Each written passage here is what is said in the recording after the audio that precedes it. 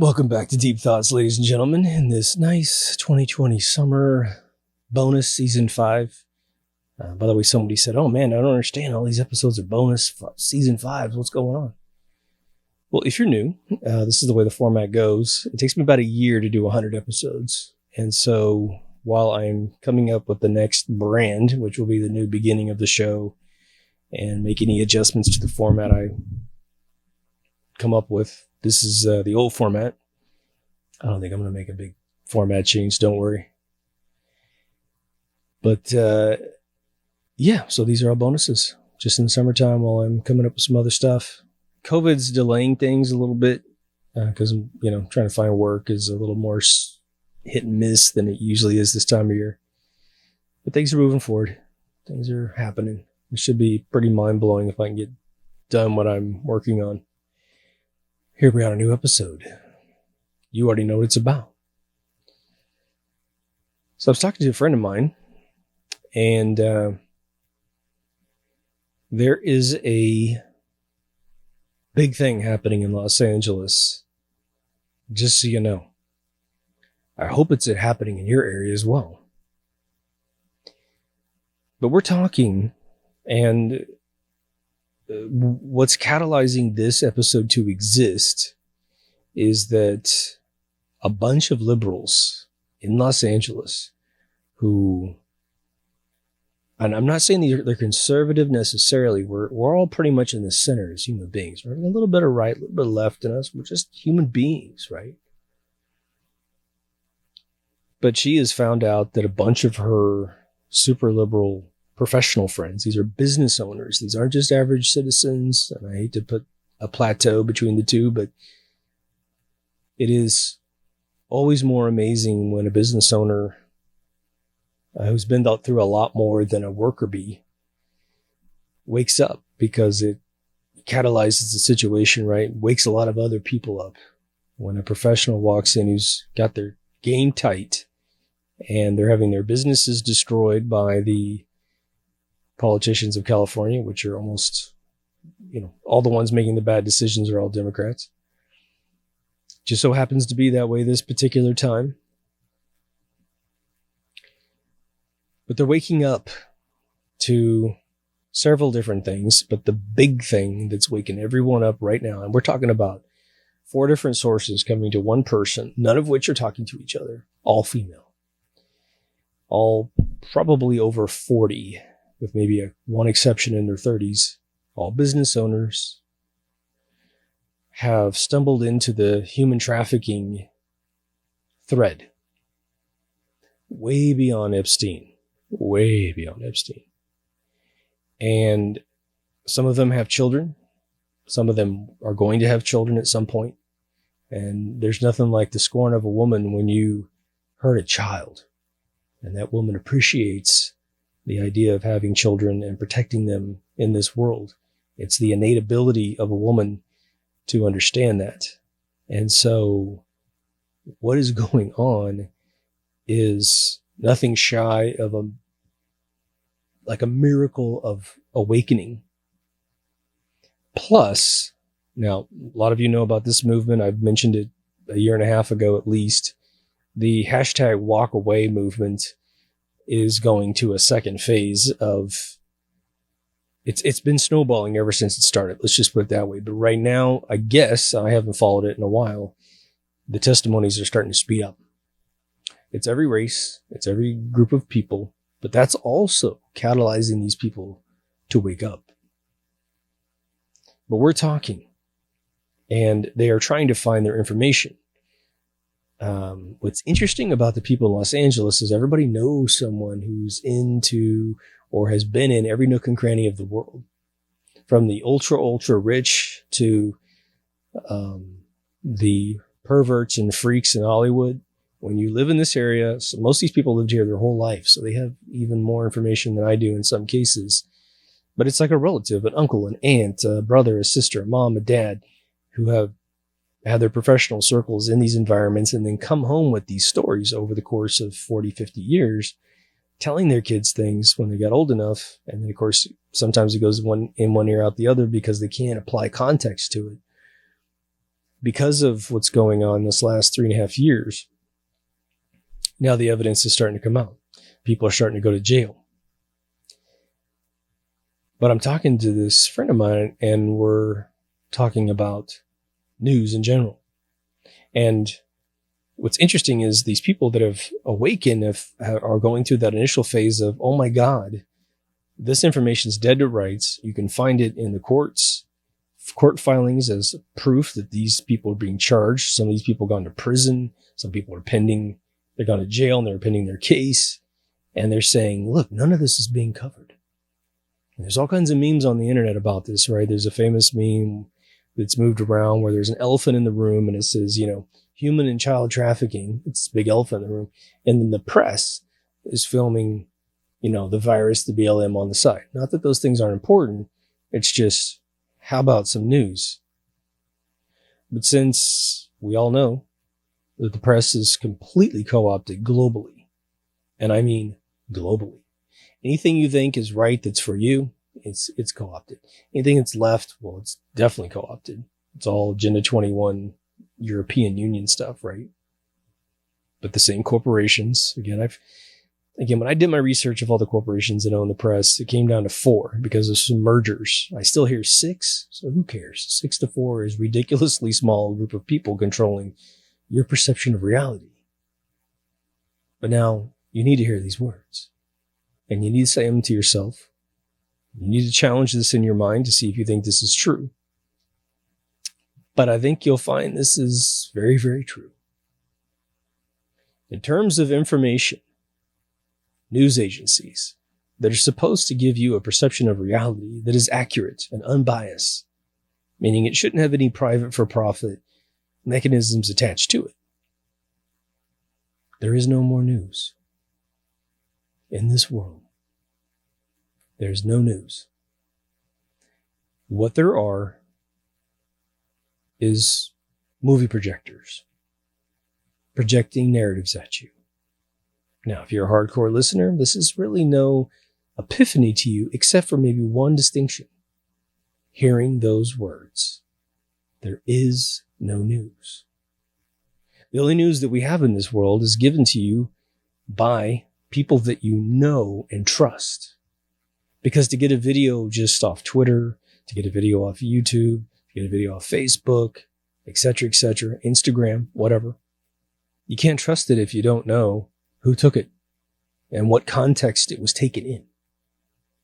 Someone gives a speech for 2 hours. They'll cut out 2 seconds, and then they make you feel like the person said something they didn't say. It happens to people on the left. It happens to people on the right. All to demonize whatever narrative they're trying to put forth or to challenge.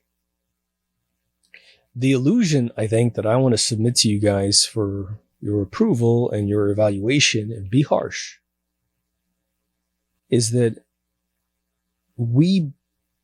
I think when these sorts of things occur in society where a bunch of stuff is boiling to the top that's hideous, corrupt politicians stealing money, funding a bunch of crazy stuff, depopulation algorithms going all around the world, trying to destroy the nuclear family, trying to promote anything that keeps a couple together to have a child because they recognize the fact that there's an innie and an outie and we got to make those things work together.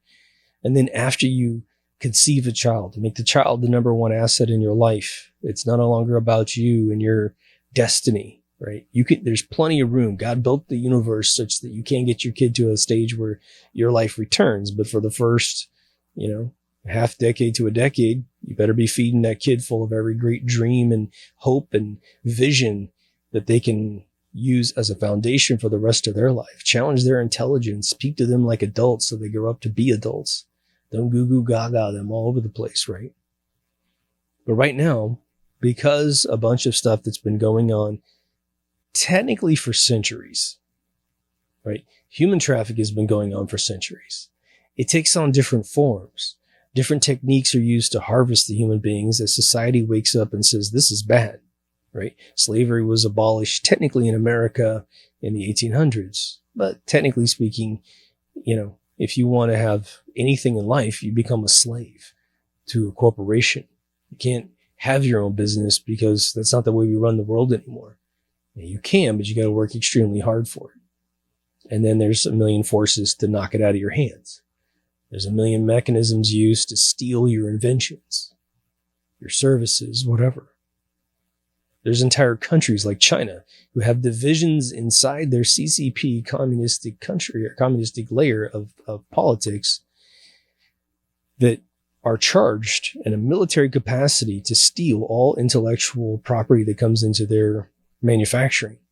Even the stuff that's not brought there is purchased and brought over and dismantled to then be copied and pirated and sold. They're at war with everyone who's not on board with them. Okay. It's a little antiquated, but antiquated people will think antiquated thoughts. It's just that simple. Once you rise up in the consciousness of mankind, you increase your vibration from mega low to mega high, there's always a better way than stealing. There always is. But they're everywhere. They're in every country, right? There's people stealing stuff in America right now. There's people that will reverse engineer. In my hometown, we had a guy who invented a company called Birdview, one of the first satellite dish companies in the United States of America.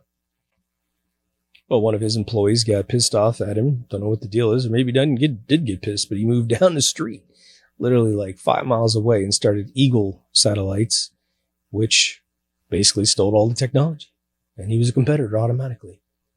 It happens, right? We had a radar gun company called Custom Electronics with a K. Still a big company in this world.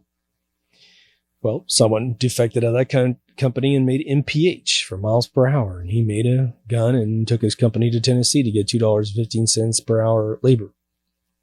So it happens everywhere. I'm not trying to pick on folks in particular. But we have to be able to call a spade, right? So things are boiling up. The Epsteins of the world have boiled up. This Maxwell woman, who's his girlfriend and sidekick, is now claiming that she did nothing wrong. The audacity of these people. And you better believe she'll disappear, she'll commit suicide, or she'll be kidnapped, and then they'll say she got suicide, whatever. It'll be the same game.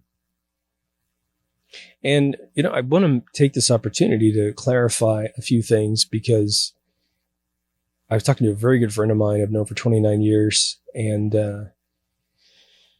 we were talking about BLM and a bunch of stuff. He's black, I'm white. We've known each other forever. We're like brothers from another mother. And, his perception, he kept saying to me, I know you're a big Trump supporter. I know you're a big Trump supporter. And honestly speaking, I like a lot of what this guy's done. I like the fact he goes after pedophiles. I like the fact he's killing the drug trade. I like the border because it kills the drug trade. It's not about keeping Mexicans out. Don't kid yourself. But I'm not happy with the way the virus was handled. I'm not happy with him letting Fauci go to the podium when Fauci's an absolute criminal. I don't like the way he didn't put together a commission very quickly to address police brutality, which does exist in this world. I don't like the fact he hasn't mentioned private for profit prisons being a giant portion of our problem and the indoctrination. You can't turn prisons into profit systems because you go in with a 6-month check fraud issue, and because the guards will work with the cars, the leaders of the skinheads or the Crips or the Bloods or the Mexican gangs or the Asian gangs, they'll work with those leaders to set that dude up to have to go hurt somebody. Well, it's all set up. They don't really have to have anybody hurt, but they want to get that guy on attempted murder to give him 10, 20 years because he's $85,000 a year on average to the prison. They just build their own annuities. No, you shouldn't have screwed up. You shouldn't have had a minor infraction because now you're going to get a major infraction. And you have a chance of dying every single day you're in prison. I don't like that. But at the same time, as my friend reminded me, totally disliking Trump, he said, well, you know what? We really don't know what's going on. So I don't know.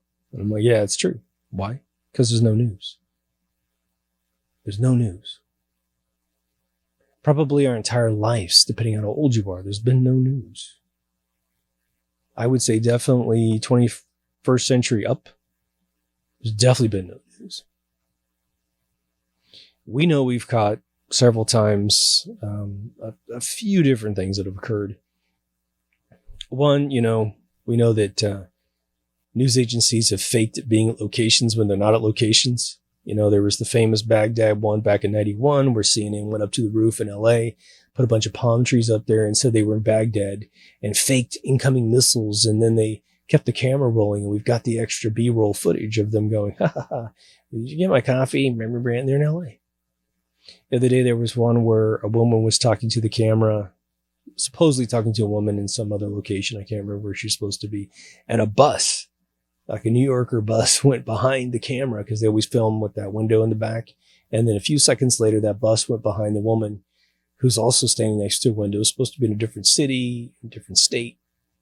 And the continuity locked them both in the same location. You don't get a New York bus in Toledo, Ohio, right? The other one is that we have these compilation videos where we see that in one particular day, when they want to roll out some Associated Press / Reuters, same place, people, Rothschild owned, all scooped up in 2004, I believe. Reuters bought AP in 2004. They all say the same words.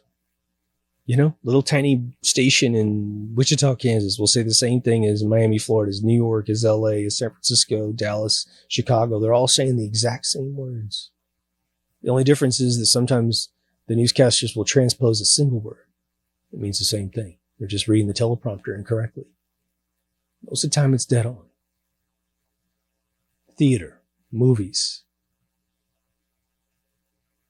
The QAnon guy, and I want to let you guys know, a video I retired. I retired all the Corona videos because the information is now no longer useful because we've seen a lot of things develop, and I just, if I'm going to visit that, I'll visit it brand new. But it was a video that was turned off. It was marked unlisted.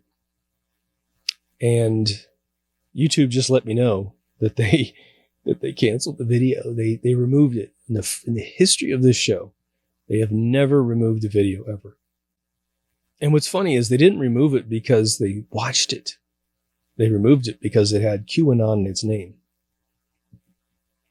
All my videos. It was coronavirus and QAnon was the name of the video. Now, for those of you who saw the video, you'll know that it was recorded, I believe, in the Smoke Lounge. I was reaming QAnon for talking too much and doing too little. Well, they obviously didn't watch it because that's the narrative they actually want to support, is that he's a fraud. Now, I don't think necessarily he's a fraud. It's just that it's funny. They went after it. Now, I've got other QAnon videos that are in the past that they haven't attacked yet, but just give them time, right? It also, I think, was watched 2,600 times, which on average, that's a pretty kind of low-high rating for me. High would be 30,000, right? And again, I just want to let you know, the funny thing they're doing with my Moon episodes, like 165 and 25? No, 26 and 165. I remastered 26 on a different channel. But those videos get watched hundreds of times in a week. But the overall counts goes up like 1 or 2. So they're messing with all the counts constantly on this channel. Which means the information is most likely valuable to you. And is most likely closer to what one might term as news, right? But the reason why I mention QAnon at this point is that he has been saying something for at least a couple of years now, which is, you are the news. Now, we have a challenge on our hands because we know that there's an Army Corps of PsyOps. There's definitely lots of PR firms that are being hired by George Soros, DNC, probably other conservative groups, and they're putting out metric tons of disinformation. So, and some of that was just posted on, I think, the Deep Thoughts Facebook page, which is good it was, because then we get to evaluate it and what have you. But there'll be these outrageous claims that when you try to evaluate the data and try to find any proof of it, which usually is not terribly difficult if you know what you're looking for, it's just a bunch of misconstrued stuff. And we have to be careful about that as well. But all this stuff is boiling to the top. And it gives us the illusion that it's a recent problem, as opposed to a a problem that's been going on for a very long time. I mentioned to you guys several times the lunacy of milk cartons when I was a kid. I remember being about 7 years old. I was living out in the country in Kansas, and it was the first time these milk cartons were coming into the household with kids' faces on the side. And it was obviously happening at school all the time because they used to give us chocolate milk and something in the morning at school, but I had them at home too. And I remember asking my mom, what's up with these milk cartons, right? And it was always, if you see these kids, you're supposed to report them. And the lunacy of that whole thing is that kids don't travel in new circles constantly, right? We go to school, we come home. We go to school, we come home. And that lasts from K through 12. Maybe at 15 or so, in Kansas, you can start driving a car. It's at 14 legally. And at 16, you get your full license. You can drive anywhere you want. Whereas in California, it's 16 to 18. So it's 2 years delayed. Yeah, okay, so I might drive to a city and see some kid. But these are little kids on the milk cartons. It's not 14, 15-year-olds. It's little kids. So the only time you're going to bump into kids that are little that you're paying attention to is when you're a kid. Okay, so my grade school probably had 60 people in it because I lived in a little town. But what the cabal loves to do, in my opinion, is to show you a reason to be terrified. We're eating your kids, and here's the picture of the last batch that we did.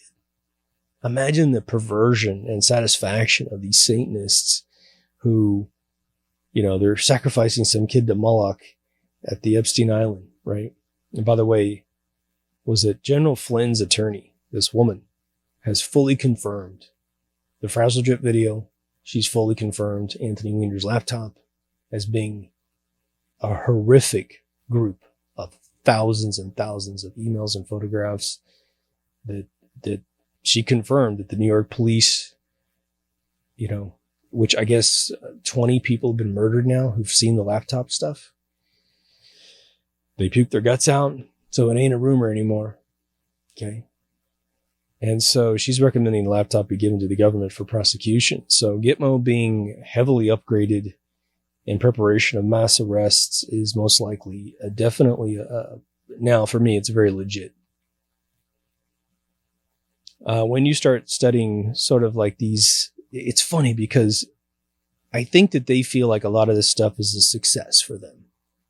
If they ever get away with a crime, especially a horrific thing, they love it. When they get to make movies, for instance, take movies up until about 1970, right? Almost all the movies were good homegrown films, even if there were scary movies from time to time. There still were you could watch it. Like my mom saw movies that were, I forget what the Haunted or something like that, which was like the 1962-64 movie. And it was just brilliantly done. It was about a haunted house, right? It was redone with Owen Wilson later on. I might have the name slightly off, something like that. And then the 70s, what did we get? We got The Exorcist. We got Carrie. We got the Rosemary's Baby. Texas Chainsaw Massacre.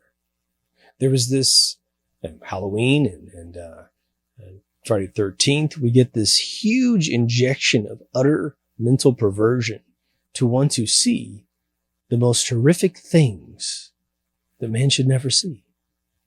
Texas Chainsaw Massacre. What's that all about, right? Well, he kills people, cuts their faces off, and wears them. What's Frazzle Drip? Uma Abedin, Hillary Clinton, killing this girl as a sacrifice to Moloch. It's not just the drug-induced thing. It's a ritual, right? Which is why they keep the video. It's why they videotape it. It's a very important thing for them, right? They cut this girl's face off and put it on their face. That's why people threw up, right? Okay. I guess we need all that, you can't tell me what to do attitude, right? You can't tell me I can't make this movie. Oh, no, we can't. But why would you want to do it in the first place, right? When you look up, in fact, you don't even have to look it up. It just airs on TV sometimes, right? There was, I don't know, it was History Channel or something, but I saw a very official documentary on the satanic cults of Staten Island. And growing up in the Midwest, I know there's I don't even know they were called boroughs at the time, and I didn't know that New York was a bunch of islands and stuff, pushed together. I didn't know what Staten Island was. I didn't know you could only get there by ferry for a long time. It was like this sequestered place. And you find out that, again, the official narrative of the official history was that that's where a huge satanic cult brought up a satanic church. And all of a sudden, the kids started disappearing. Interesting. Why wasn't that on the news? Right? Why isn't, Bill Clinton going to Epstein Island 27 times on the news? Why isn't the fact that Hillary went there 6 times, left behind the Secret Service once? Why isn't that on the news? Bill left him behind 5 or 6 times, too. Will Ferrell went there. Will Smith went there. Dershowitz went there. On and on and on. And that's only if they used his plane, the Lolita Express, to get there. Is it on his journal? If you had a private small plane, which you can rent and charter, you can go there as many times as you want. You wouldn't be on the roster. I don't know if there was a rule about it, but what are we going to do with our hero worship? Isn't it interesting that the news, all of them, including Fox, that thinks people think it's still a big legit, at least they're telling the truth. And again, I think from time to time, people will pop up trying to tell the truth. I don't know if they're there and told it to tell the truth every once in a while, just to anchor people in delusion. That's kind of what I think. But they're always looking for juicy stories. And they'll always pull up some dumb little story that nobody cares about, right? The housewife that lost 80 pounds and looks great at 50. Okay, it's not like it's a bad story. It's good news. It's great. But what about all these little ones, right? Who has done an expose on, was it Maria Abramovich? Besides people on the internet, people at home. Fox News is supposedly right-wing and doesn't like Biden. We'll never, ever talk about him molesting children on C-SPAN. I told my buddy today, so have you seen Biden molesting kids on C-SPAN? No, you can't believe that stuff. Giving me this bullshit that it's deep state, or deep fake shit. It's special effects. And I said, dude, stop already. It's like, I'm a special effects guy. I would tell you if it's fake. I mean, give me a break trying to deep state that. Unbelievable. And it's so many of those things that if you were a decent parent, you'd knock his lights out and stomp his head till it pops. I mean, you wouldn't let this guy exist anymore. And that's what he's willing to do on broadcast television. What did that guy do behind the scenes, right? So, geez, I would almost wish that the Democrats had picked a better candidate, but you cannot vote for that guy.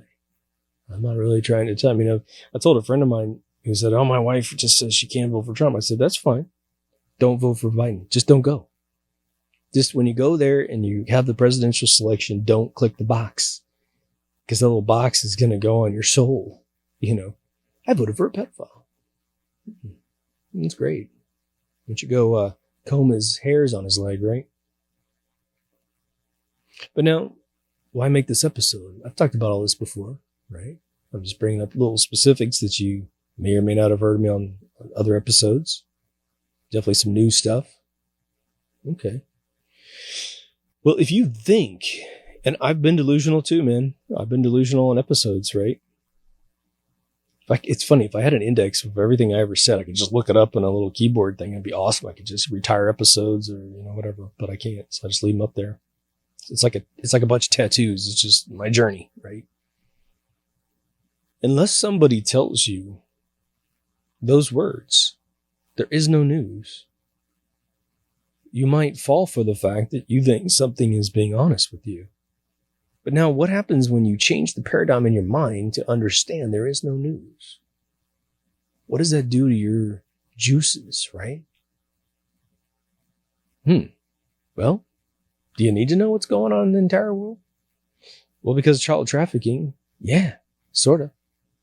When there was the earthquake in Haiti and one of the Hillary Foundation a woman was caught trying to steal dozens of kids to take them to the airport to fly them out because all their parents had died.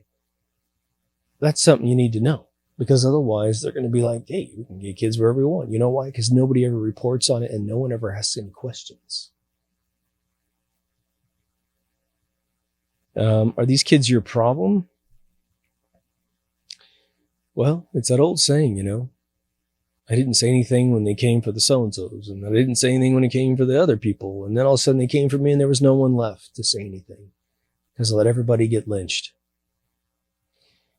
There's the Tin Monkey experiment, which I used to mention a lot. And I want to mention it one more time because I've had to mention to my friends a couple times and now they're finally getting it, which is how on earth are all of these people waking up?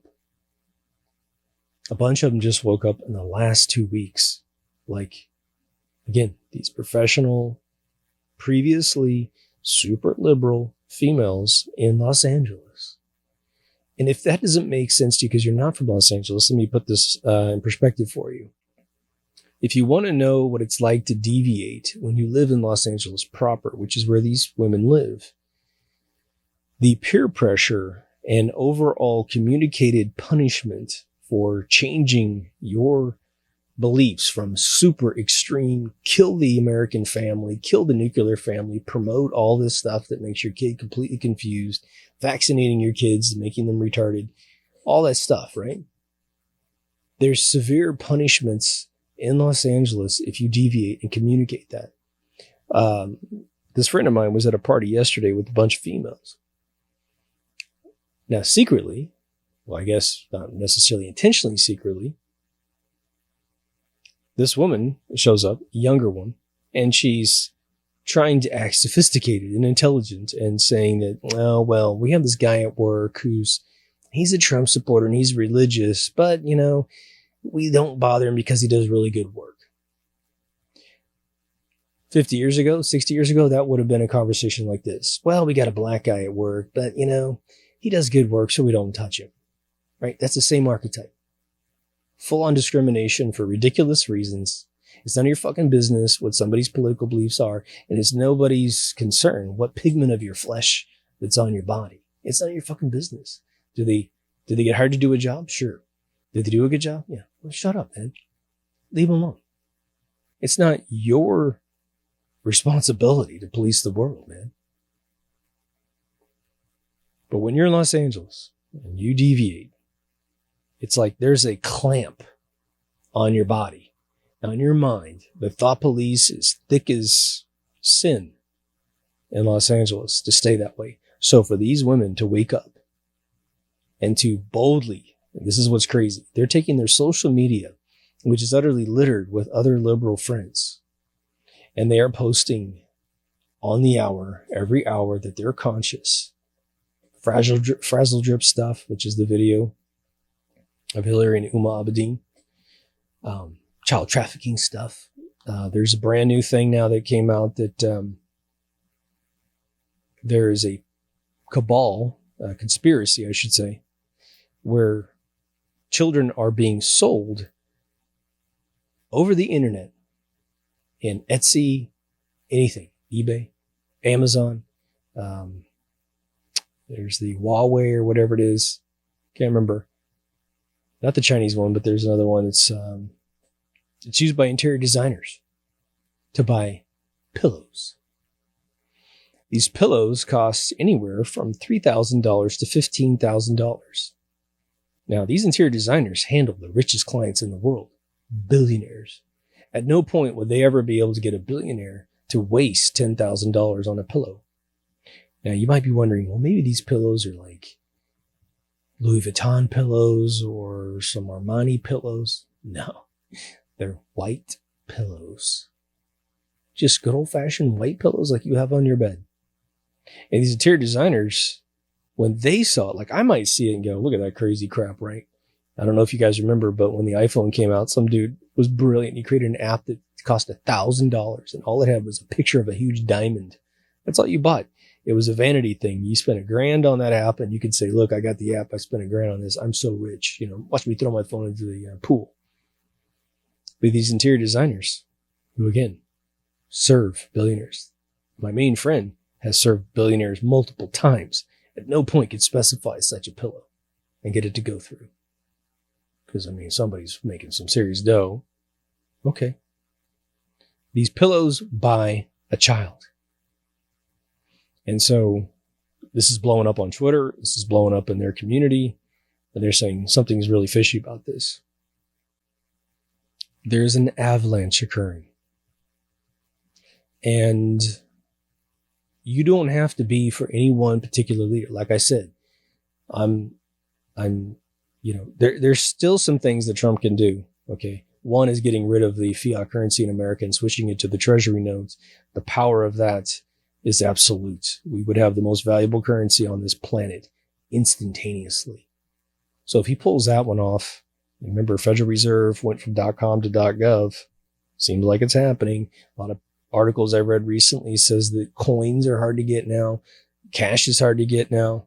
ATMs are running dry all through California, and it's because potentially this change is about to occur.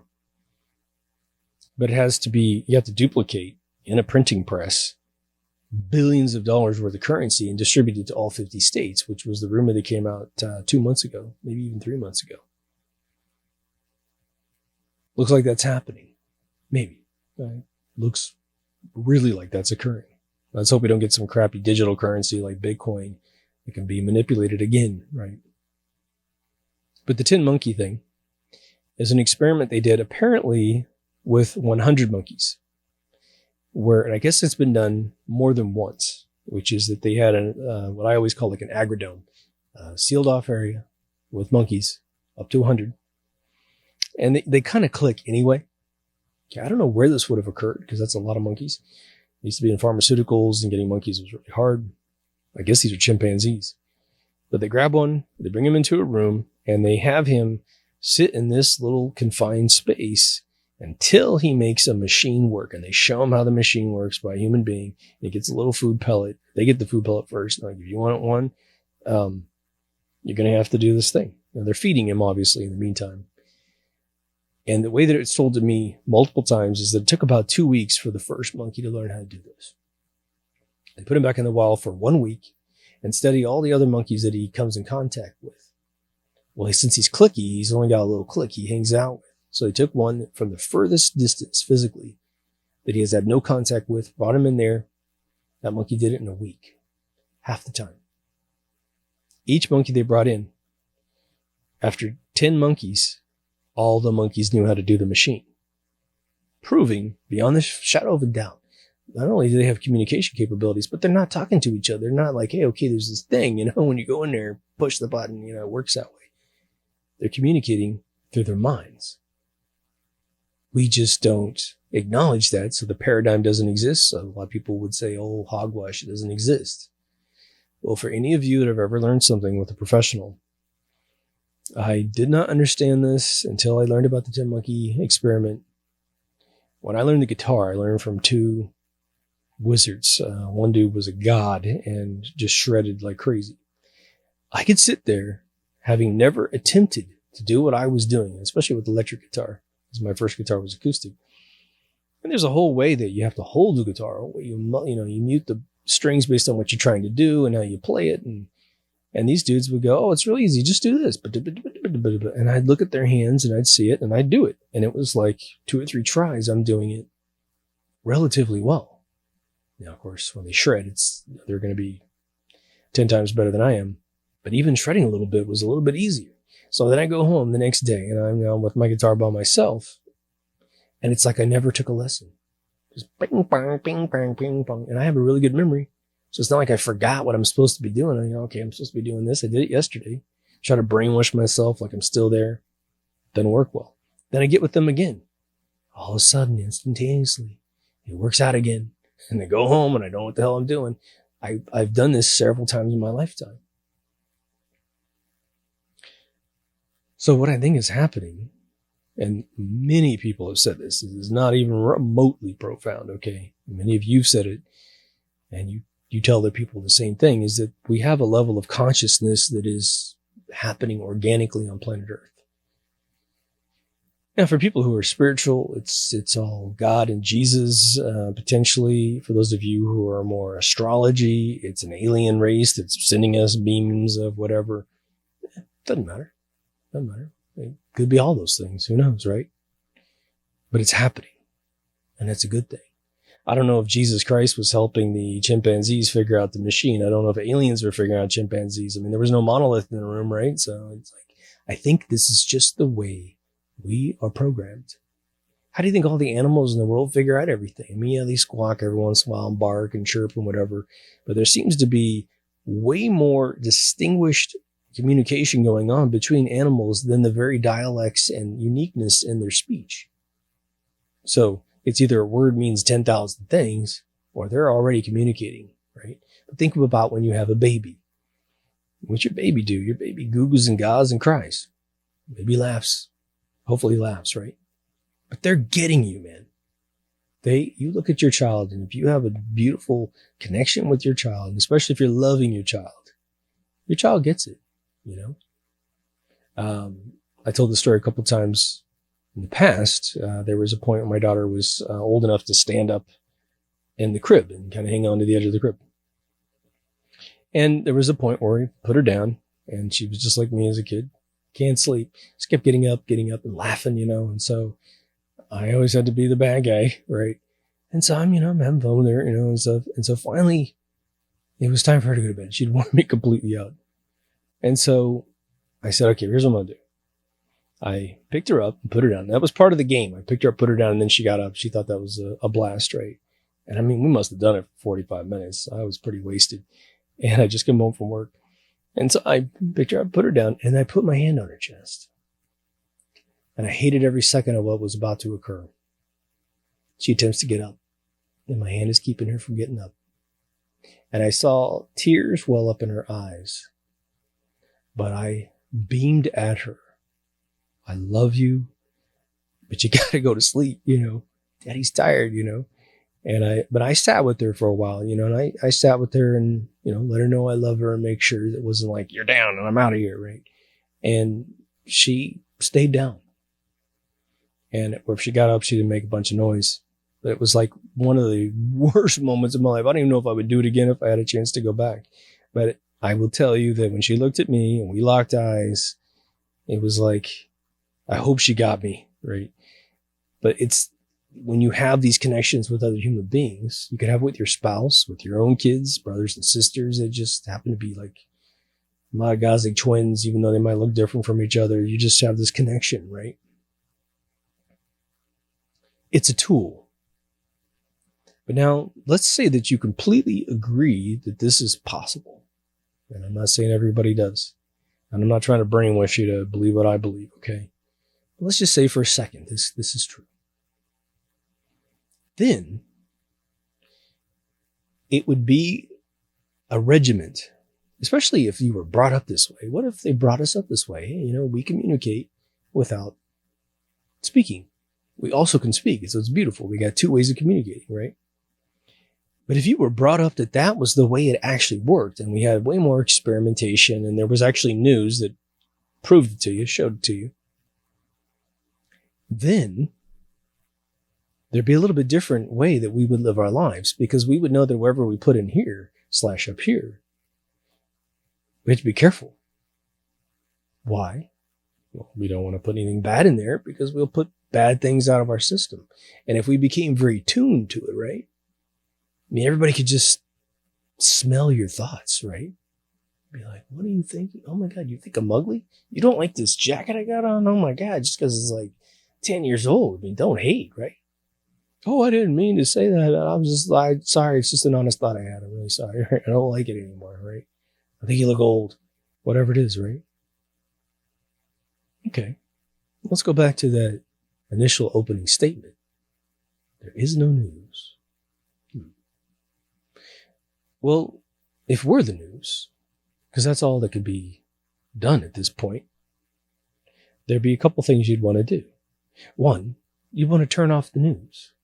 Turn it all off, 100%. It's like, make it blasphemy to visit news. And all those anxieties you might have built up, well, I got to know this. I got to know if John Travolta's wife died. It's so important to me to know that. It's like, if it's important to you, you're going to get a phone call from someone in that circle telling you that this woman that you know, perhaps love, has passed away, then it's your business, and you need to know. But we still need to know the health of the world, because now the world got a lot smaller because we're all communicating more over the internet. We want to know if there's child trafficking. We want to know if there's human trafficking related to slavery, not just sex trafficking, right? We want to know if JonBenet Ramsey, one of her last photos that was ever taken, has this Maxwell chick in the freaking photograph. When Daddy was a perv that went over to the red light district in Amsterdam and had women dress up like his daughter in larger versions of the outfits she wore to competition so he could pretend having sex with his kid. Probably important. And we know, especially in your local area, that that's what's going on. So how do we replace the news? There's got to be a regiment, because there's too many PR firms out there and disinformation firms taking money to destroy humanity. I can't even imagine being married to someone who works for one of these organizations who's coming home rationalizing, liquidating the world to make some money. Well, honey, if I don't take this job, then we won't have any money. We won't have food on the table. Okay, then fuck humanity all you possibly can, honey, because that's important to us, right? You don't take that job. You don't. You feel embarrassed you ever did. You atone for it the rest of your life by trying to go out and reverse the polarity of what you tried to do to society by telling on these people to blow up the whole thing. Don't let anybody know you're doing it, because George Soros will have you whacked, right? The DNC will have MS-13 at your door. Some Rottweilers and some booze, right?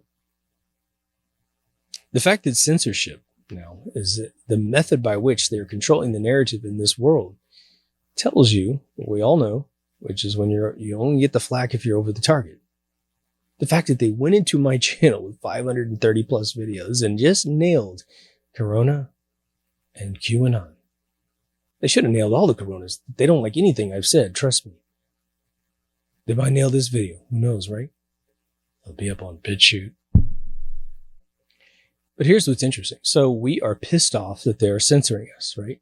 I revealed in episode 498 how Google is a co-conspirator of every mass shooting that's ever happened that I know about. All the mass shootings are in their censorship list. All the people involved are crisis actors.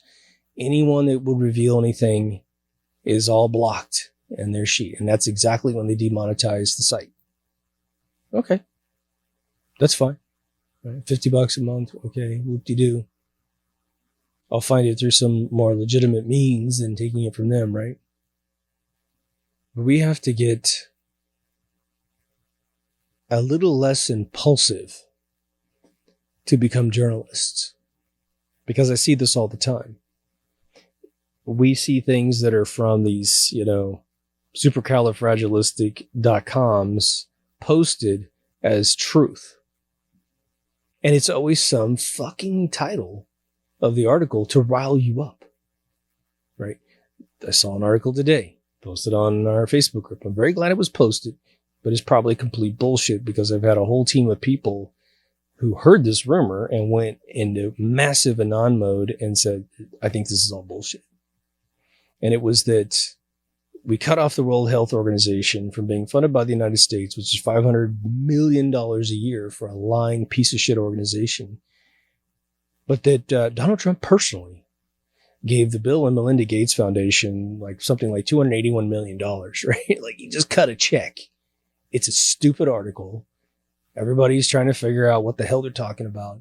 And all it is in the end is a bunch of most likely totally unrelated to the White House administration folks that took some of the slush fund. Remember, we just cut a check for Corona for the stimulus bill, right? The Democrats held the White House at ransom with all this crap in the bill. 90% of it didn't go to the United States citizens, right? It's these little $1,200 piece of shit checks, right? That doesn't pay for shit in California and gives a guy in Kansas 3 months rent, right? They put a bunch of crap in there. So something goes through on his watch. They construe it like it's Trump personally doing it. It's like, seriously. I'm dissatisfied with a bunch of his policies in 2020, right? But I'm not voting for a pedophile, okay? And I think some stuff's going to happen before November that will make me feel a lot better about what's going to happen here. So how do we keep ourselves from falling for this disinfo crap? Well, slow down. That's the biggest thing I can tell you. Slow down the knee-jerk mentality to make everything that pisses you off true first, and then you discern it out of your system. Because a lot of times you'll see it all the time on social media. Someone posts some bullshit as truth, and then, half your friends already know it's crap, and they're like, come on, you really think this is true? This is completely fake. Well, it's still interesting. No, it's not. It means now I can no longer trust anything that you post because you're impulsive. So if you post something crappy, you need to delete it probably, and then post an apology and retract it, something the press never does because they're fake. The other thing is that we're being sold these archetypes that in some cases have history, and other cases are the most bizarre archetypes that are being applied to things that make no sense. Example, we know that the right and the left for decades and decades and decades in this country have been destroying the United States of America. And maybe the same factions in your area have been doing it to your country, right? So they have earned our discerning disapproval, right? Nancy Pelosi is 80 years old. Feinstein's 85 years old. Maxine Waters, I think, is 80 years old. Biden is going to be 79 by the end of the year, I think, or the beginning of next year. He's losing his mind. All these people have been in charge forever. But everything's gone downhill during their entire administration. It's both on both sides, O'Connell and all these people. It's like no one's innocent. And then I heard from my buddy today, it was like, there's this belief you should be a career politician to be good at what you do. Talk about Kool-Aid going down real easy. What do you mean, dude? They haven't done anything good. Ever. Ever, ever, ever. In their entire careers. Nothing. Zero. Don't try to talk yourself into something because nothing's there. So then we get a dude from the outside who's not part of these cabals.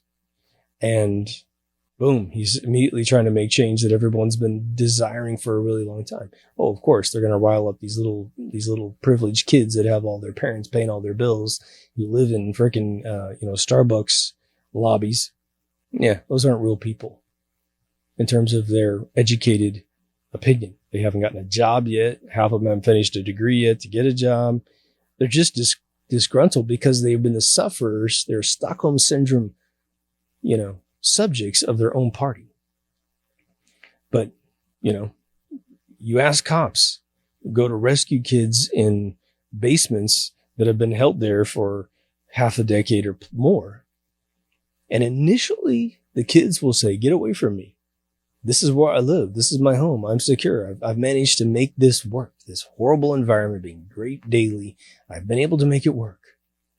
Freedom, what's that? I don't even know what that is to miss it. Because I wrote that off a long time ago. To exist in this horrible satanic environment in the basement of some house, I've got it all figured out. If you bring me out of this, I'm not going to be able to deal with that world. So get away from me. And these cops have to, it's like Newt from Aliens, right? Sigourney Weaver's trying to save this kid, and she's like, biting her fingers. How many people, the recidivist equations of people in prison? They've been in prison for 20 years. Now they're going to get out, and they don't want to because they managed to make prison work. And they immediately commit a crime so they can go back in, get back with their family. From the outside looking in, it doesn't make any sense. But from their perspective, which is largely constrained, it makes sense. The danger about losing a party that previously had legitimately the other side of the equation, the more liberal mindset, is that that group is going to be unrepresented, potentially, if all these pedophiles are nailed, and they're largely of that party. They're your influencers, the Will Smiths, the Will Ferrells. The Robert De Niro also hangs out with Abramovich. It's going to be hard to say. Unlike the vice that's on LA right now, where you got to be liberal, or otherwise we're going to persecute you and not hire you and all this other stuff, right? It's going to invert into an explosion. The people are going to walk up to you and go, did you support Joe Biden? Did you vote for him? Because that's going to determine whether or not we ever talk again.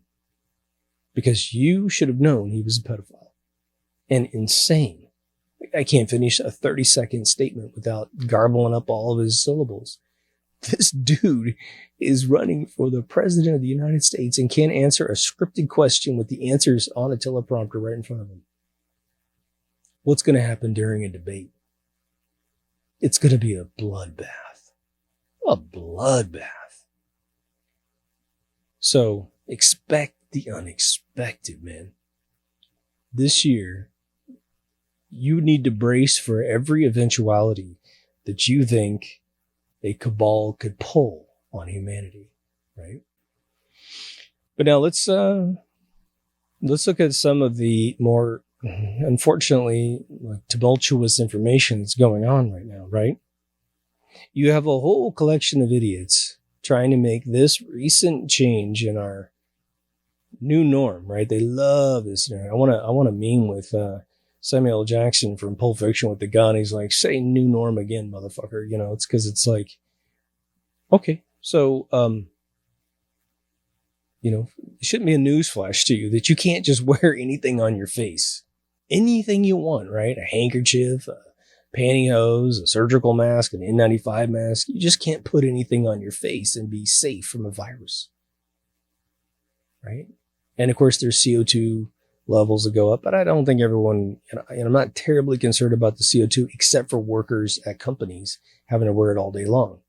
They need to pull it down and get some oxygen in their system. Because they're going to blow out their pH balance and they're going to be susceptible to everything on planet Earth, including bacteria and all kinds of other stuff. Influenza, which has a much higher capability of killing them, right? But what's going on? These people who don't know anything about science, it's unbelievable. And I know some smart physicists who haven't taken time to look at the actual atomic magnitude of a nucleic acid chain and the smallest hole that you can get an N95 mask and going, this doesn't really do anything. Right? There's all these rules about how to wear surgical masks. There's rules about how to apply N95 masks. Okay, if you followed all those rules, you might have a hope of something, but surgical masks are going to do crap. But the narrative keeps going out. Wear a mask, wear a mask, wear a mask, wear a mask. Okay, I'll tell you when you wear a mask. This is probably going to be my regiment moving forward. Until this thing kind of clears up, but maybe even during, I don't know. We'll find out. If I have a coffee cold, I might wear one. I might wear a bandana versus a surgical mask, but I might wear one because I don't want to be passing my thing around. It's not fair to people, right?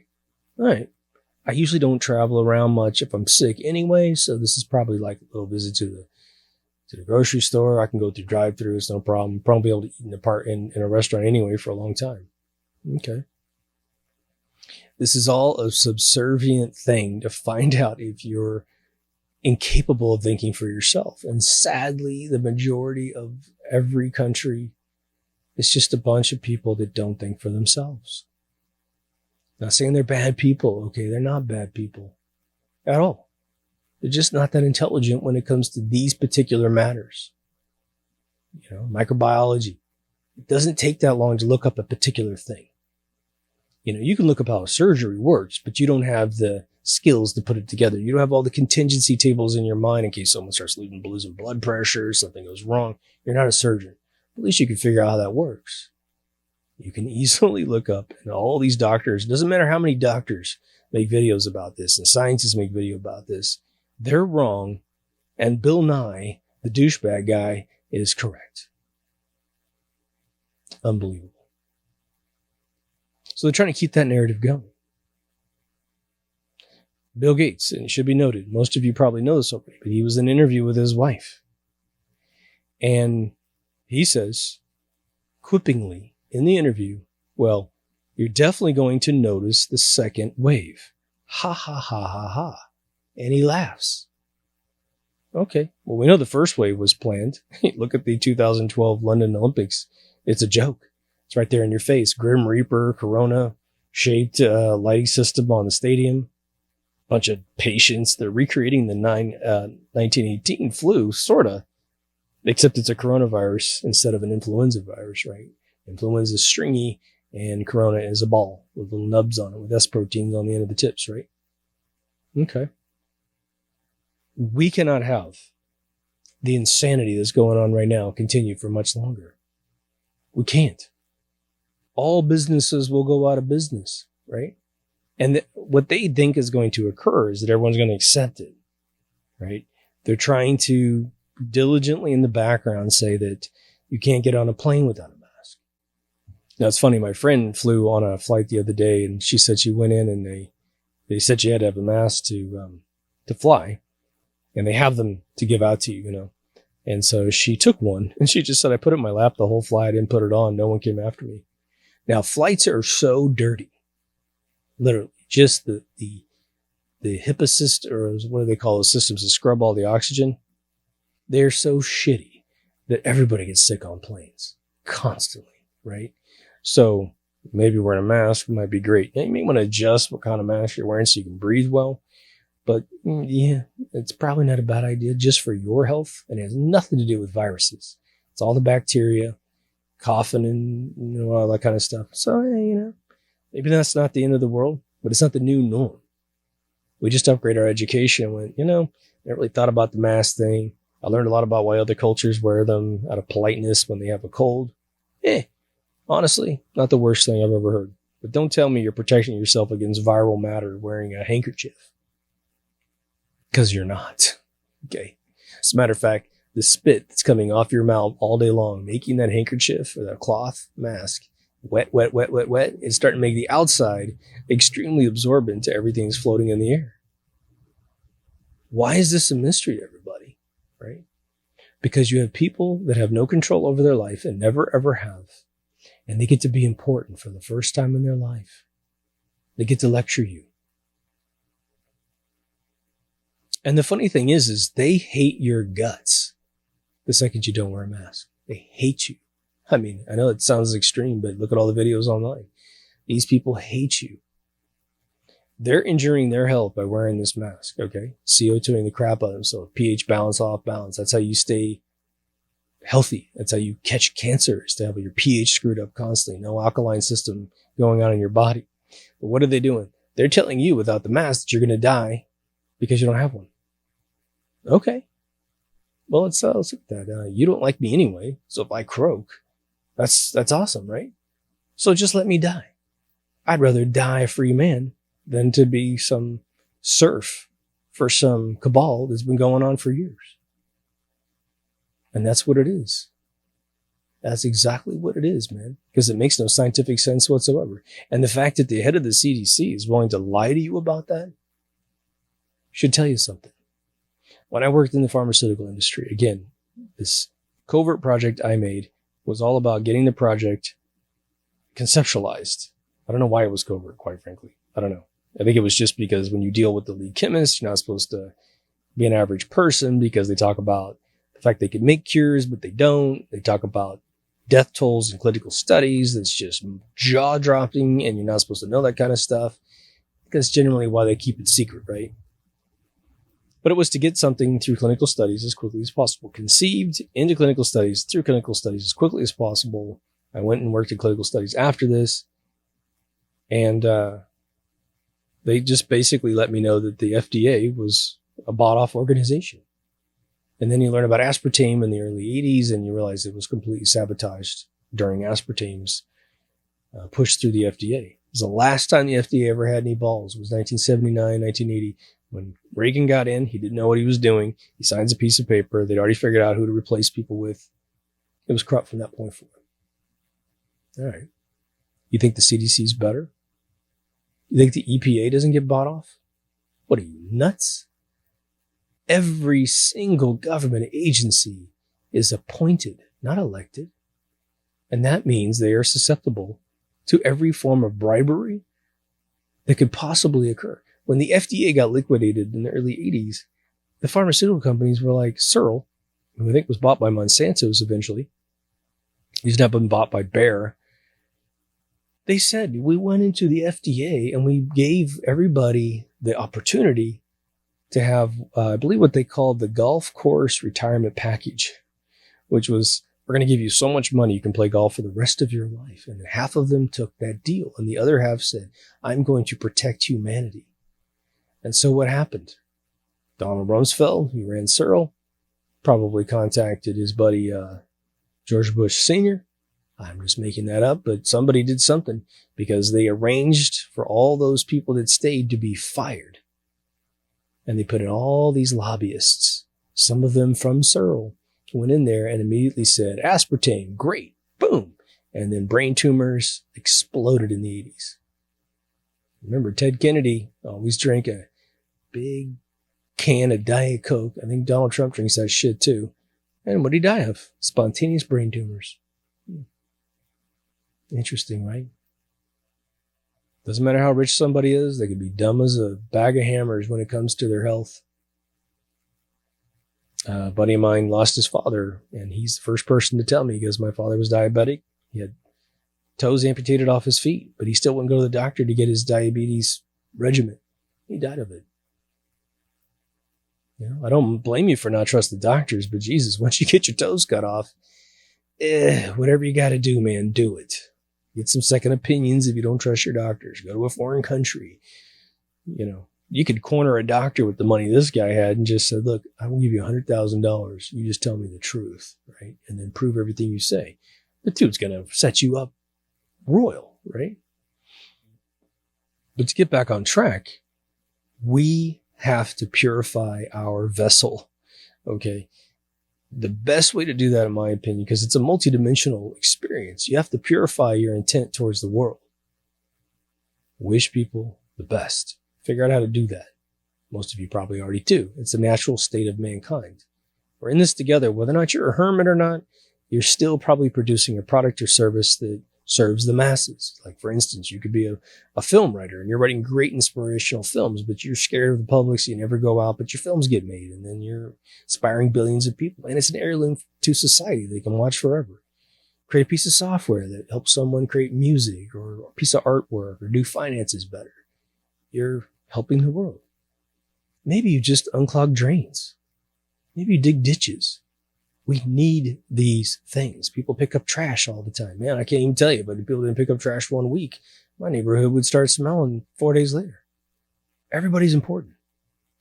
So once you cleanse your intent, which probably is not a big leap for any of you, you're probably already where you need to be, then we have to start, maybe applying that old adage where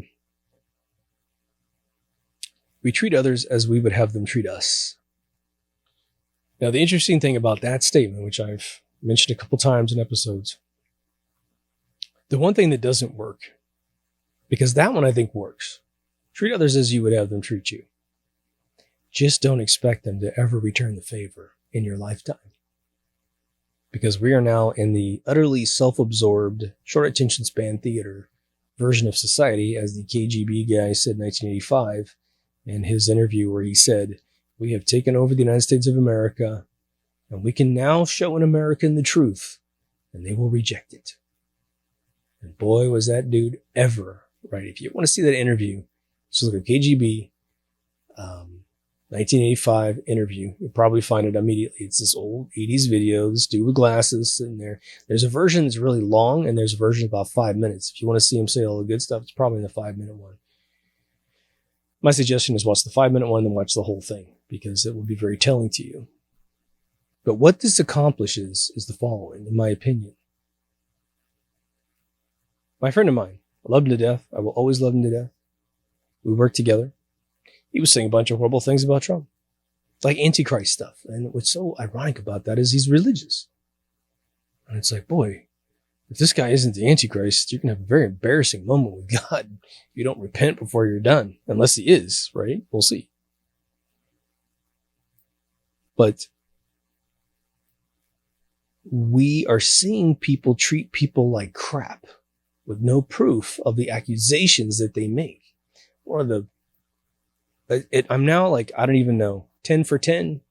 I have a 500 batting average on this.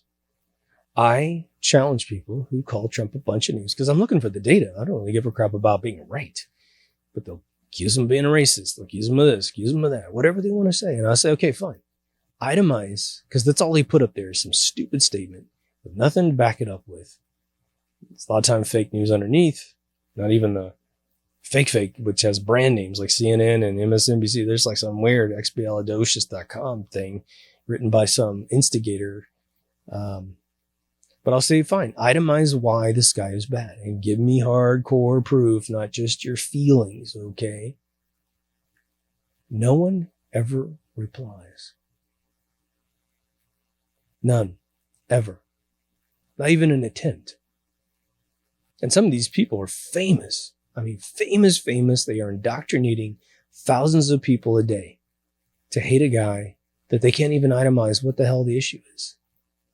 But if I go, hey, you think about Will Ferrell? He's great. I know him. I did a movie with him, blah, blah, blah. He was like, did you know he went to Epstein's Island? Well, that can't be true. Well, here's the roster where his name's written in there. Have you seen the pictures of him at the Abramovich cake parties with people's heads in the table? I mean, they're real people. They stuck their head through a hole to pretend like they're decapitated. And he's there. The cakes are so human that first time I showed it to a friend of mine, she said, God, why do you show me that stuff? I don't want to see any of this. You know, like she thought it was a chopped up body. I said, that's a cake. Oh, what? I said, that's a cake. All those entrails, all that guts and blood is frosting and a bunch of other stuff.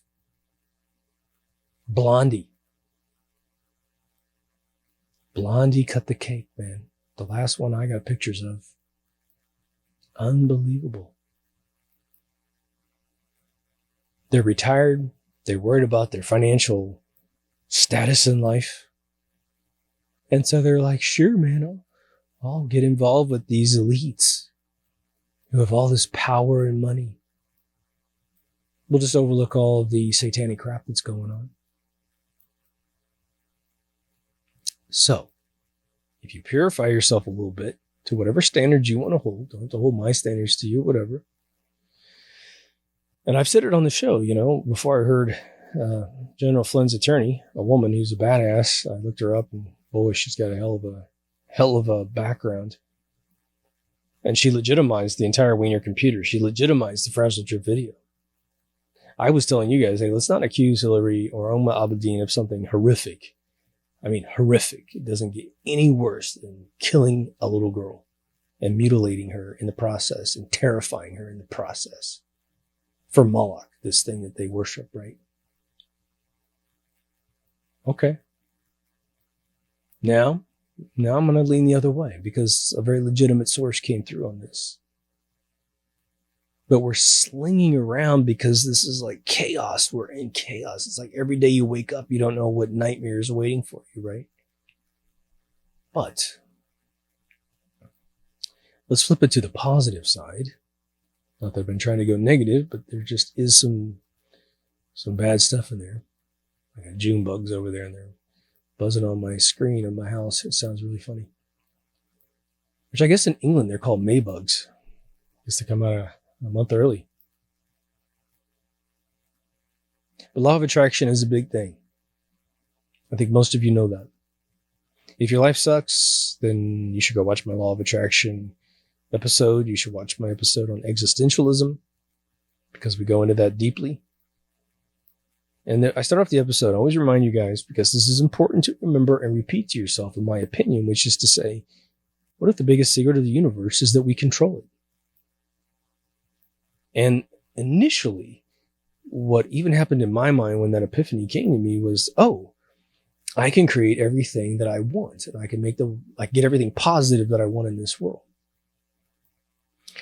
After I thought about it and analyzed it and thought about its full implication of that paradigm of truth, potentially, was that I'm probably responsible for every negative thing that's also happened to me. And what's really weird about it is that my life has, over time accumulated more negativity than positivity. And I have a lot of positivity in my life. Don't get me wrong. But it was sort of, I had a childhood that was, I guess, less than perfect, like most of us, right? But I mean, overall, I look back and it's like, yeah, a couple of years that were bad there in that place and stuff. But once I got back to my hometown at the age of like 13, it was blissful till I was 17. And this is like with heartbreaks and breakups and all that crap, getting fired, getting hired, whatever, it doesn't matter. In the end, it was pretty amazing. Made me who I am today, in large part, the formative years. Came to California. Okay, everything's going absolutely fantastic. I even got laid off, but then immediately 2 days later, I'm drawing video games for a living. Well, that was awesome.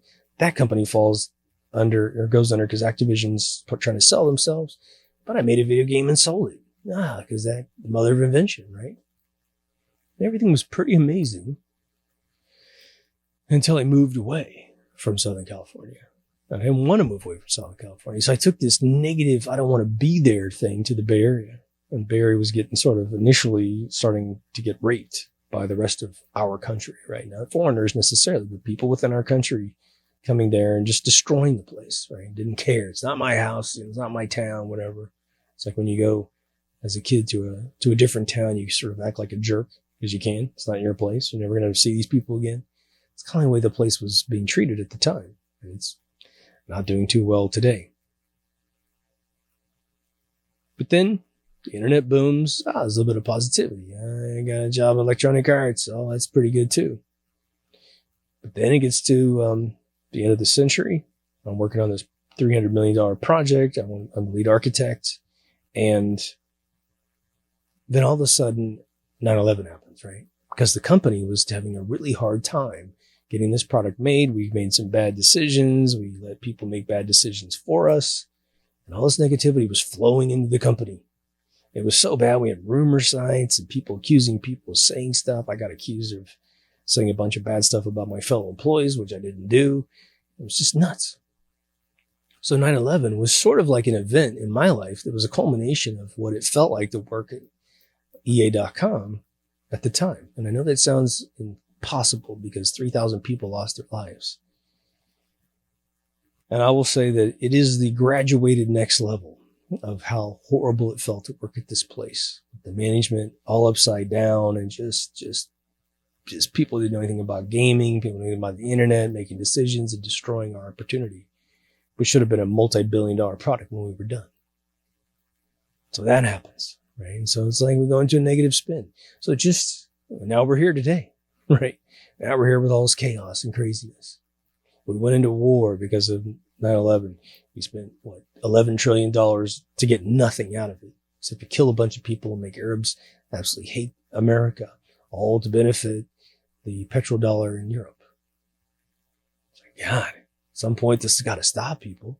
And then to top it all off, as we're all waking up to all this craziness, we're finding out in the last 3.5 years, at least for me, I found out, there's been a sex traffic ring embedded in the most incredible agencies around the world.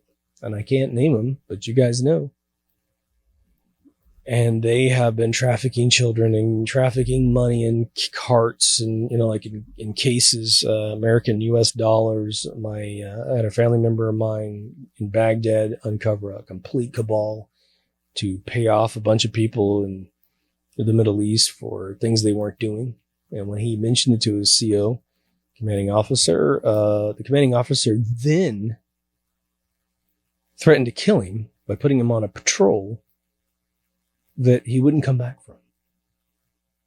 And when I heard that, I sent it to my other family member who worked in the Pentagon at the time. I said, look, I don't know what you guys are up to. I'm not trying to tell you what to do, but this dude just threatened my family member with death for uncovering something that's legit. See what you can do. And I gave him his name. And then some other stuff happened. I sent that over too. And so things got resolved. So now, this machine of law of attraction with no news. No news means everything you take in all day long is fake. Unless you get it from a friend. Or unless you see it with your own two eyes. My God, no wonder channels like this can succeed because it's like we're all trying to share our information. I set it all up. Like I'm the spiker. No, sorry, I'm the setter, right? And you're the spiker. You know, it's like, here, boom. What do you think about that? Boom, comment. That's what I think about that. But every one of you get a ball to spike. You get to put a comment down there and tell me what you think. The amount of information transferring is ridiculous. I mean, just really tremendous. I think we have to purify ourselves. Make sure your intent's good, because then you tend not to hold things in your system that go against your principles. I don't want to carry a lie. So anytime you want to say or repeat, or you feel like you have to say and repeat things that are negative, because that's what's out there, right? We then check ourselves. We're like, okay, this looks totally legit. I'm really riled up because I just read something that looks really legit. Now, a couple things I want to recommend. One, if you have an expialidocious.com, just stop, okay? If you want to, take the information, write it down, whatever you got to do, but you got to go find some legitimate resources. And it's not going to be the news. There is no news. So you're going to have to do what Anons do, which is if someone were to say that Bill Maher, whatever his name is, the comedian dude, he had a corporation called Kid Love, which QAnon brought up really, really fast in his thing. And they say that was a child trafficking thing, which is why he's against Trump. So you're like, okay, that's a claim. Then you go look it up and you find out, oh yeah, it did exist. It was called Kid Love. It was really bizarre. It barely accomplished anything. And just after QAnon announced it, he got rid of the corporation. Seems a little bit weird. Someone, what was it that, Tulsi Gabbard, the woman from Hawaii that ran for president, who's active military right now, seems really kind of beautifully centric. But she does one of these little posts. She does the Illuminati pyramid hand gesture. I guess in her arrogance, she didn't think she's going to get caught by the QAnon folks. And of course, everybody who's aware knows what that little salute means. It means you're not loyal to the United States of America. You're loyal to the bankers of Europe. And don't ever get that confused. Don't ever trust that woman for the rest of your life. I'm sorry. She would have to actually expose the cabal and cause casualties on their end in a significant, permanent way that they are completely destroyed. Then repent, and maybe you can let her serve you coffee. But Jay-Z does it, doesn't he? Right? You should go look up H.R. Giger, who was a major, dark, bizarre dude. If there's one guy that's been to those weird parties, it's that dude, right? Massively talented artist, don't get me wrong. I don't know if I'd ever take back the alien from Aliens and all the movies that they've ever made. That was one of his creations. But he made a album cover for Blondie, didn't he? Right? But he made a silver sculpture with the hands like this. And you can actually, I think, buy a necklace of it. They're showing you. They're showing you where their loyalties are. The 666 up by the eye. Oh boy. I know some guys who do that I know personally, that I know go to church every Sunday. I don't know if they're just abject morons that don't know what they're doing, or they're seriously going, okay, they caught me picking up a transvestite on Santa Monica Boulevard, so now I'm going to do whatever they say. Okay, I have to do this thing. Okay, I just did it. Can I be let go? Sad. So you're going to have to do your own research. And you're going to have to cross-reference stuff, because one resource is probably not enough. Now, what's fine, in my opinion, okay, this is all my opinion, right, is that you can throw something out there, because this is what happens a lot on the Facebook page for Deep Thoughts Radio. And it's really nice the way people do it. Is they throw it up there and they go, look, I just found this.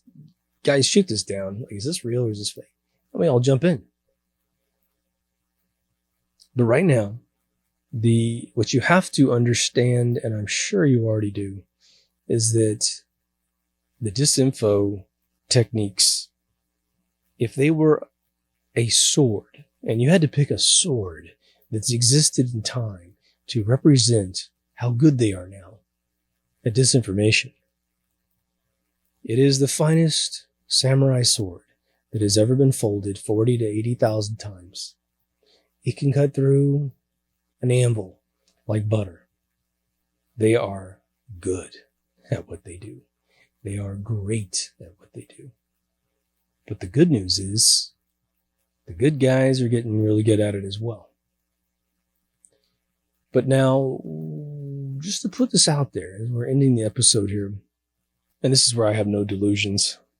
I think that I forgot that I might have a delusion at one point, but I don't have any delusions anymore, which is,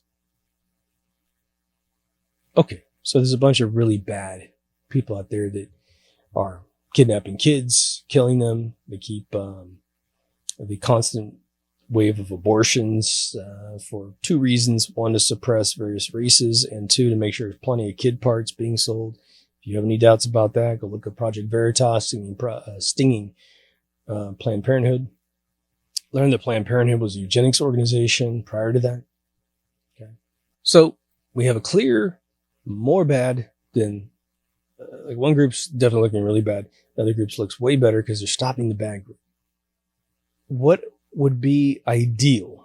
And I don't know how this could be done. And I've mentioned this once before, but I don't know how it can be done that we can get rid of the bad guys and never have them crawl back up. And it can be as efficient as all royalty is erased. All bankers are erased. All corrupt politicians are erased. All corrupt corporate people have been erased. Financial people, all erased. Somehow. Gitmo them, cut their heads off. Whatever. But man is flawed. And imagine that what we have today is the result of thousands of years of these particular families continually preserving their wealth over the years. And they've just been handing down the machine. They teach the elite of their family to take it over and control it. And suddenly, they get wiped off the map. Okay. Well, just like in the movie Wizards that I mentioned from Ralph Bakshi, you can dig it back up out of the ground, can't you?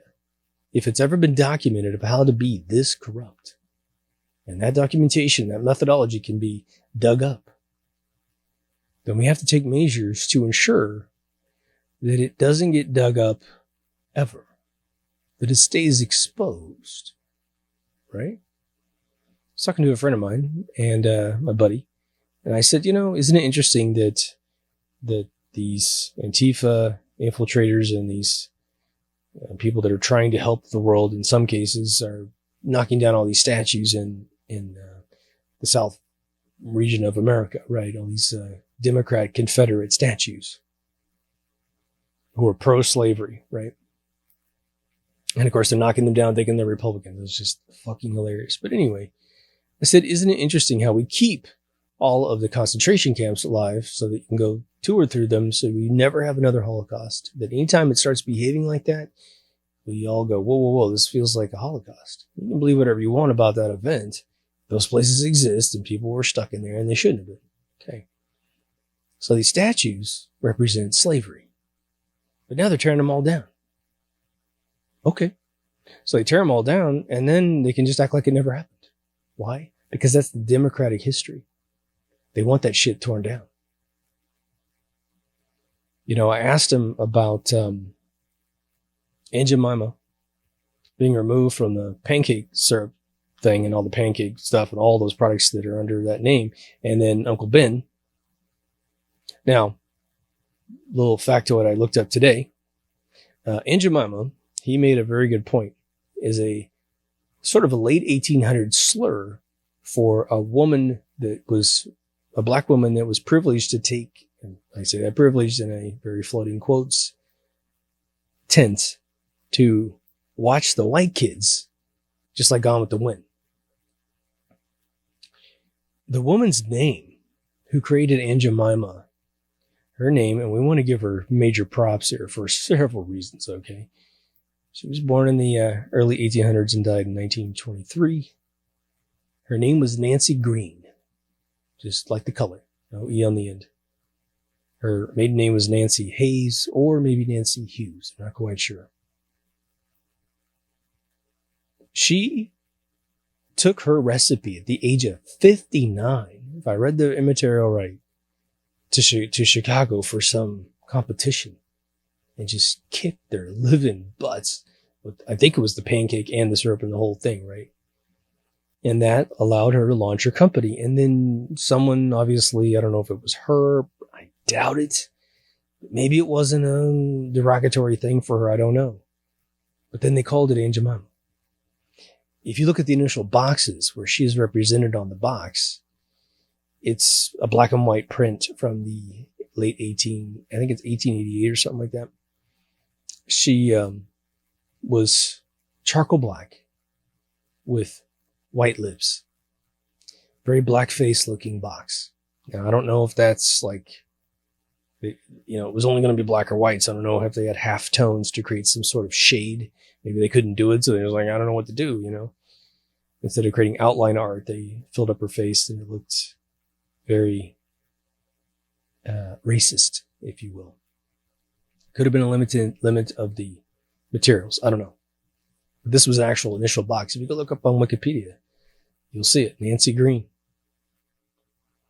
In terms of the Uncle Ben's rice, that's a very deep story with a bunch of folks that had nothing to do with the guy that's portrayed on the box. It was like in 1946 or so, they got to a point where they took a local rice grower and promoted his face on this. It may just be a completely fictional character.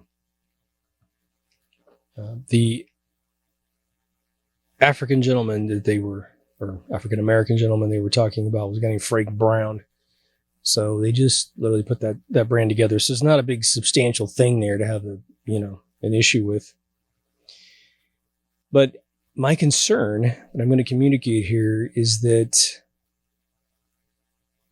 they just by erasing all of this without having some sort of contextual replacement or what have you, is going to get to the point where, there's nothing can be named after Native American. They need to bring the tribes together to say, okay, overall, are you super offended that it's called the Redskins? Because that's sort of we call ourselves rednecks and we have no offense whatsoever.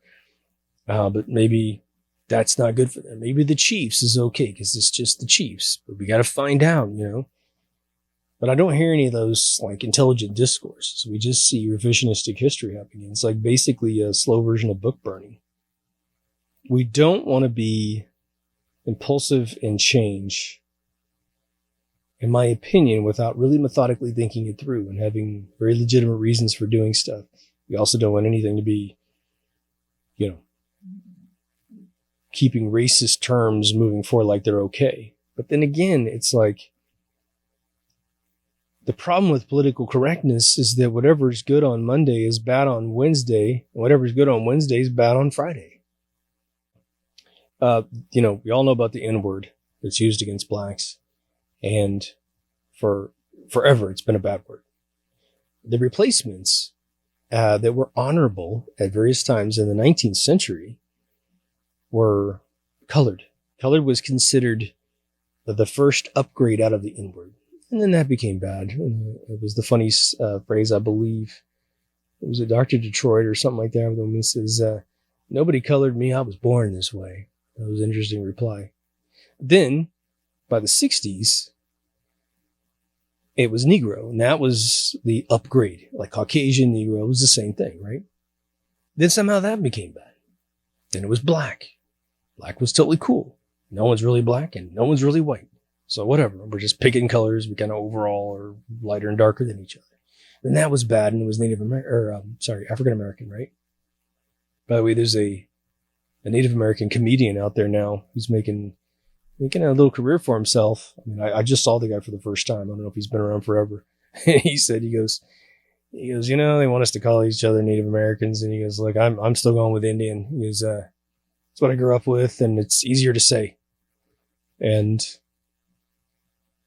it's not African American lives matter. It's Black lives matter.